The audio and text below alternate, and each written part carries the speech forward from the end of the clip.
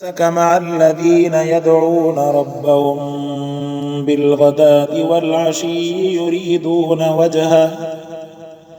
وجهه ولا تعد عيناك عنهم تريد زينة الحياة الدنيا ولا تطع من أغفلنا قلبه عن ذكرنا واتبع هواه وكان أمره فرطا. صدق الله العلي العظيم. اللهم صل على سيدنا محمد النبي الأمي وعلى آله وأصحابه وبارك وسلم تسليما كثيرا كثيرا. इन कुरान मुक़द्दस जे शान जे लाइ अहमियत जे लाइ साईं जेका पंहिंजी सॼी ज़िंदगी वक़फ़ करे छॾी ऐं पंहिंजी जिस्म जी साईं जेको आहे दंदन मुबारकनि जी क़ुर्बानी ॾियणु फरमाई ऐं सहाबा किराम जी बि क़ुर्बानी ॾियणु फरमाई इन अल्लाह जे क़ुरान जे कानून खे दुनिया जे मथां नाफ़िज़ करण जे लाइ। दुनिया जेका आहे इहा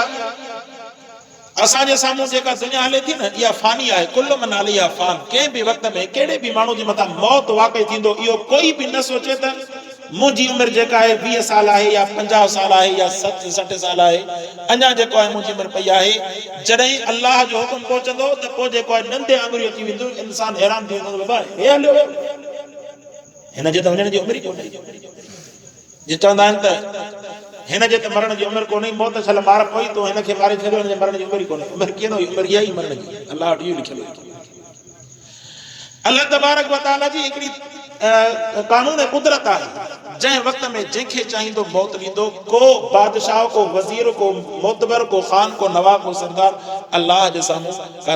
तरतीब कोन थो रखे त बाबा हीउ साहब आहे हिनखे मौत देरि सां ईंदो ऐं ग़रीब आहे हिनखे ईअं कोन ॾींदो।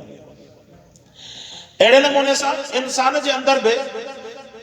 अल्लाह तबारक व तआला अहिड़े क़िस्म जी तरतीब जेका आहे क़ाइमु रखणु फरमाई आहे। इंसान जी हिकिड़ी फितरत आहे। हाणे फितरत जीअं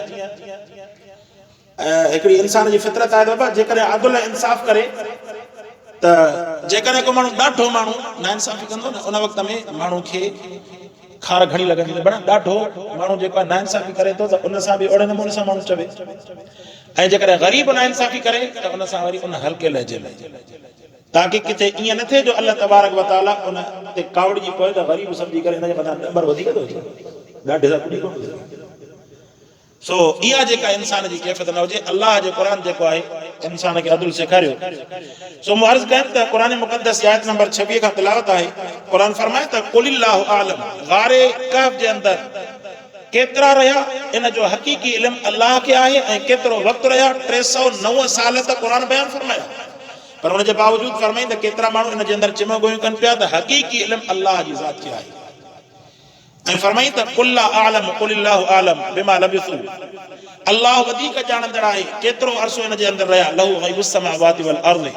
फरमाई त ज़मीननि जो ग़ैब आसमाननि जो ग़ैब अल्लाह वटि आहे। अबसिर बिही व अस्मिअ मा लहुम मिन दूनिही मिन वलिय्यिन वला युशरिकु फी हुक्मिही अहदा। फरमाई त अल्लाह खां सवाइ कोई उन्हनि जो वाली न आहे। अल्लाह ई वाली आहे। रिज़्क़ ॾींदड़ ज़ात बि अल्लाह जी मुश्किल कुशा ज़ात बि अल्लाह जी हमेशह हर वक़्त में जेका रज़ाक ज़ात आहे जेका तव्हांजे इनखे दुआउनि खे ॿुधण वारी ज़ात आहे उहा मुफ़्ती अल्लाह जी ज़ात आहे। फरमाई त मालहुम मिन दूनिही मिन वलिय्यिन अल्लाह खां सवाइ कोई जेको आहे वली ऐं वारिस कोन्हे वला युशरिकु फी हुक्मिही अहदा ऐं कोई शरीक न आहे अल्लाह जे हुक्म में कोई बि ईअं नथो थी सघे। उन्हनि हिकिड़े राफ़िज़ी जो मूं बयानु ॿुधो पियो आहे त उहो जेको आहे सिधो सो चवे थो त जेके अल्लाह तबारक व तआला सां गॾु हज़रत अली साईं खे हज़रत हुसैन साईं खे मुश्किल कुशा सम्झनि था त इहो डायरेक्ट जहन्नम में त के अहिड़ा माण्हू जेके कुफर जे अंदरि बि मौजूद आहिनि जेके अल्लाह जी वहदानियत जे बारे में अहिड़ो सच ॻाल्हाइनि था जंहिंजे करे जेको आहे उन्हनि जे लाइ यकीन थी थो पवे त इहे भली खणी उन सफ़ जे अंदरि हुजनि पर जेकर यकीन आहे मालिकुल मुल्क वहदहु ला शरीक लहू मोहताज ज़रूरतुनि जो ख़त्म करण वारो ऐं तमामु जेको हाजतुनि खे ॿुधण वारो दुआउनि खे ॿुधण वारी जेकर ज़ात आहे त अल्लाह जी आहे न रसूलुल्लाह सल्लल्लाहु अलैहि वसल्लम जा न आहिनि। हालांकि अल्लाह जा नबी आहिनि पर मोहताज जी ज़रूरत जी जेका आहे उन जी हाजतमंद जी दुआ ॿुधण वारी ज़ात जेका आहे सिर्फ़ ऐं सिर्फ़ अल्लाह पाक जी ज़ात आहे। हज़रत अली साईं मुश्किल कुशा कोन ऐं अहिड़े नमूने सां हज़रत इमाम हुसैन साईं जन जी मुश्किल कुशा कोन मुश्किल जे अंदरि हर हालत में ॿुधण वारी ॻाल्हि ऐं तमाम जेको इख्तियार ज़ात जो जेकर आहे त अल्लाह जी ज़ात खे आहे वो इंसान है इंसान के अंदर तमाम वॾो उन जो मक़ाम मर्तबो आहे पर अल्लाह तबारक व तआला जी जेका वादानियत आहे उन जे अंदर को भी शरीक नाहे इहो हिकिड़ो अक़ीदो ईमान आहे जन्नत जी टिकट आहे फरमाईंदो वला युशरिकु फी हुक्मी अहदा वतलु मा ऊहिया इलैका मिन किताबि रब्बिका फरमाईंदो प्यारा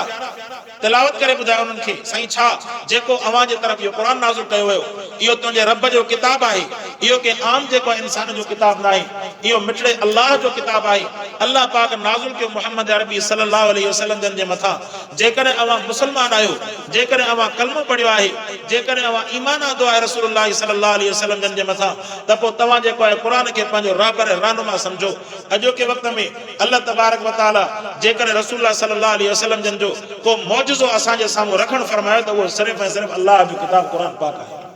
जंहिंजे अंदरि कंहिं बि क़िस्म जी का तब्दीली कान्हे आयल न ज़बर जी तब्दीली न ज़ेर जी तब्दीली न को लफ़्ज़ जेको आहे पुराणो थियो जहिड़ी तरह काइनात वधंदी थी वञे अहिड़ी तरह क़ुरान नओं जो नओं थींदो थो वञे अल्लाह जो क़ुरान जेको आहे इहो सर्टिफिकेट आहे इंसान जे लाइ जहन्नम खां बचाइण जो ऐं जन्नत जे अंदरि दाख़िला जो सर्टिफिकेट आहे त हीउ शख़्स जेको आहे जन्नती आहे जहन्नमी न आहे अहिड़े नमूने सां त फरमाईंदा ला मुबद्दिल लिकलिमाति फरमाईंदा इन अल्लाह जे कलाम खे को तब्दील करण वारो कोन्हे काइनात जे अंदरि जेके किताब ॾिसंदो उन्हनि जे अंदरि तब्दीली अव्हां खे ईसाईयत यहूदियत हिंदू मत ऐं सिख मत या बुद्ध मत जेके भी काइनात जे अंदरि मज़हबी सॾाईंदा पाण खे उन्हनि जे अंदरि इस्लाम जे अंदरि फ़र्क़ु करणु अव्हां जे लाइ सवलो आहे अव्हां उन्हनि जा किताब खणी करे ॾिसो 100 साल अॻु में या 10 साल अॻु में को किताब लिखियल हुजे उन ई कंडीशन जो उन ई बाइबल में हुजे या वरी जेको आहे इन हिंदू ऐं यहूदियुनि जो को किताब लिखियल हुजे मज़हबी किताब उन्हनि जो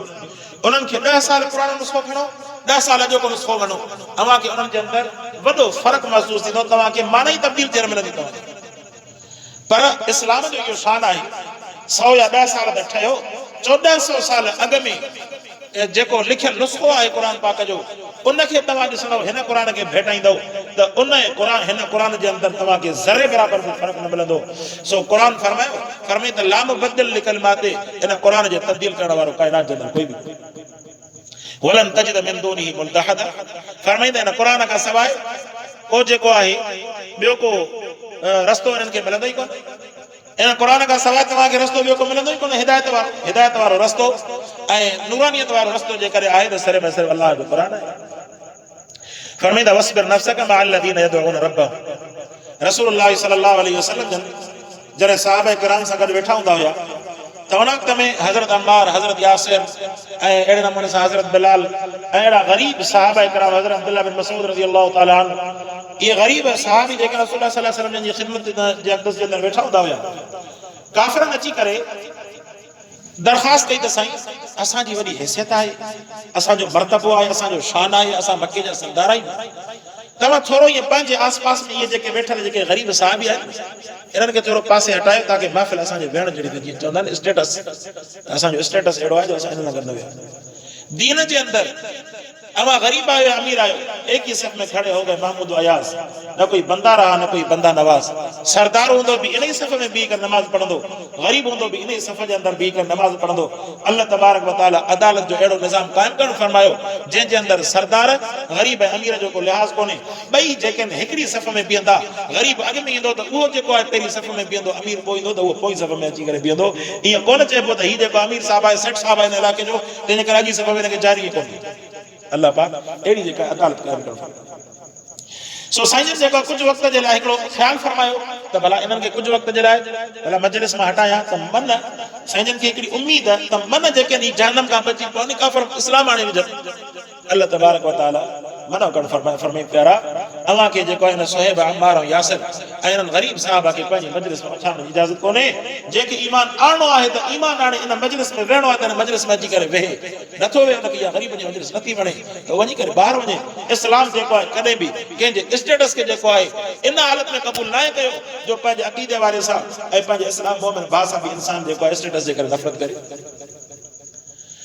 सो कुरान फरमाए वस्बिर नफ्सक मअ अल्लज़ीना प्यारा इन्हनि सां पंहिंजो पाण खे रोके रख वस्बिर नफ्सक रोकाए रख पंहिंजे इनखे नफ्स खे सब्र कर विहार मअ अल्लज़ीना यदऊन रब्बहुम इन्हनि सां जेके सुबुह शाम पंहिंजे अल्लाह खे सॾनि ये सुबह शाम बैठा देखिए अल्लाह के साथ अल्लाह तबारक ॾिसो अल्लाह उन्हनि जी वकालत थो करे जेको सुबह शाम रब जी रज़ा जे लाइ लॻो पियो सोने हबीब सल्लल्लाहु अलैहि वसल्लम ने फरमायो हिन दुनिया जे इंसान खे जेकॾहिं इन इशा जी नमाज़ जी ऐं सुबह जी नमाज़ जी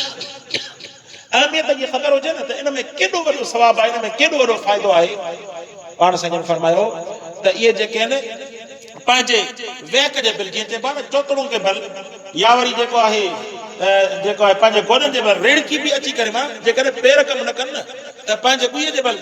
घिसी अचे करे बि नमाज़ पाण जे लाज़मी हदीस पाक में त माना एतिरी जेका आहे इशा जी जमात जी ऐं फजर जी जमात जी ऐं ज़ोहर जी जमात जी अहमियत आहे